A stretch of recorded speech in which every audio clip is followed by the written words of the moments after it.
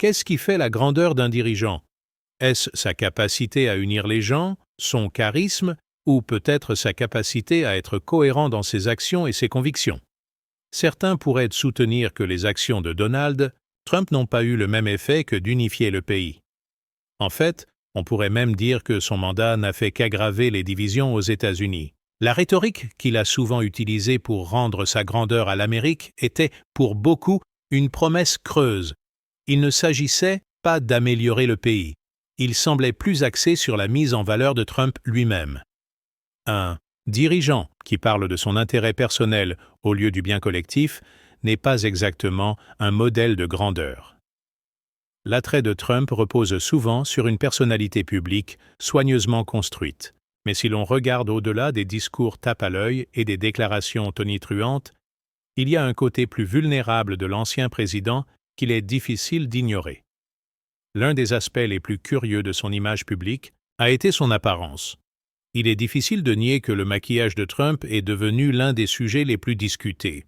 La teinte orangée de sa peau, les couches visibles de son fond de teint et son apparence artificielle sont souvent moquées et sont devenues un mème dans le monde en ligne.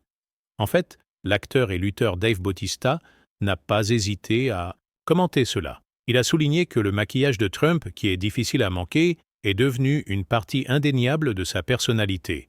Bautista ne s'est pas contenté de se moquer du maquillage de Trump pour le plaisir. Il l'a utilisé comme une métaphore de la façon dont Trump s'est projeté. Le maquillage est une chose, mais le problème plus profond réside dans l'attention accordée à l'image superficielle de Trump plutôt qu'à la substance de son leadership. La couverture médiatique constante de son apparence peut éclipser ses actions, mais elle met en évidence quelque chose d'intéressant. À quel point la perception du public est façonnée par la façon dont on se présente, même si l'image ne correspond pas toujours à la réalité. Et n'oublions pas le comportement de Trump. Bautista a également critiqué la maturité émotionnelle de Trump, ou plutôt son manque de maturité. Dans un commentaire mémorable, Bautista a décrit les crises de colère et les réactions enfantines de Trump comme étant celles d'un enfant de 5 ans. Même si cela peut paraître dur, la comparaison n'est pas totalement fausse. Tout au long de son mandat, Trump a eu un comportement souvent erratique, allant de crises de colère sur les réseaux sociaux à des insultes publiques envers ses détracteurs. Son incapacité à aborder des questions sérieuses sans recourir à des comportements mesquins était troublante, surtout pour quelqu'un qui occupe une telle position de pouvoir. Était-ce vraiment le genre de leadership dont le pays avait besoin?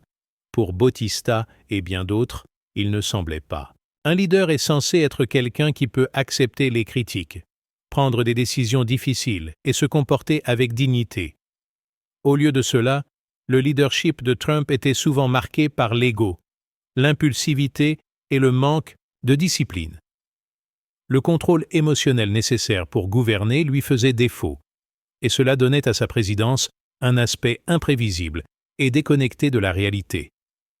Ensuite, il y a la question de ses faiblesses. La peur bien connue de Trump pour la pluie, les chiens et même les moulins à vent est souvent considérée comme absurde, mais elle révèle aussi quelque chose de plus profond.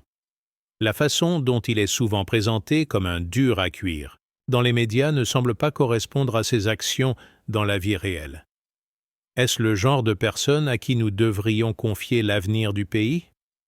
Les critiques de Bautista ne se fondaient ni pas uniquement sur des observations superficielles. Sa frustration s'est accrue au fur et à mesure que la présidence de Trump se poursuivait. À un moment donné, Bautista a même déclaré que si Trump était réélu en 2020, il envisagerait sérieusement de quitter les États-Unis. Pour Bautista, l'idée que Trump gagne à nouveau n'était pas seulement une défaite politique, c'était ressenti comme une crise morale et existentielle. Le leadership de Trump représentait un mépris des valeurs démocratiques, de l'honnêteté et de l'unité. Et puis il y a l'étrangeté de tout cela. Le discours de Trump, souvent décousu et incohérent, a fourni beaucoup de matière à humour aux humoristes de fin de soirée. L'un des moments les plus bizarres de la vie de Bautista fut lorsqu'il raconta une histoire absurde à propos d'une femme et de 3 pommes, une histoire qui laissa de nombreuses personnes perplexes. C'était le genre de moment qui faisait douter les gens non seulement de sa capacité à diriger, mais aussi de sa capacité à comprendre les problèmes qu'il abordait. Quand les paroles d'un président ressemblent plus à un récit décousu qu'à une discussion politique sérieuse, il est difficile de les prendre au sérieux. Mais les inquiétudes de Bautista allaient au-delà des simples désaccords politiques. Le problème le plus profond était le ton que Trump donnait à la nation. À ses yeux, le leadership de Trump n'était pas seulement nuisible pour le pays, il était toxique. Et si l'Amérique voulait un avenir fondé sur la raison, la compassion et un véritable leadership, elle devait s'éloigner de ce genre de rhétorique et de comportement. En fin de compte, les critiques de Bautista à l'égard de Trump mettent en évidence quelque chose de bien plus important que la simple opposition politique. Elles représentent une frustration croissante à l'égard d'un leadership qui se définit plus par le spectacle que par le contenu. Lorsqu'un dirigeant consacre plus de temps à cultiver son image publique qu'à travailler réellement à l'amélioration du pays, les résultats parlent d'eux-mêmes. Que les gens soient d'accord ou non avec les opinions de Bautista, le message profond est clair. Le leadership exige plus que de simples mots ou une apparence. Il exige la capacité d'unir, de comprendre et d'agir dans le meilleur intérêt du peuple.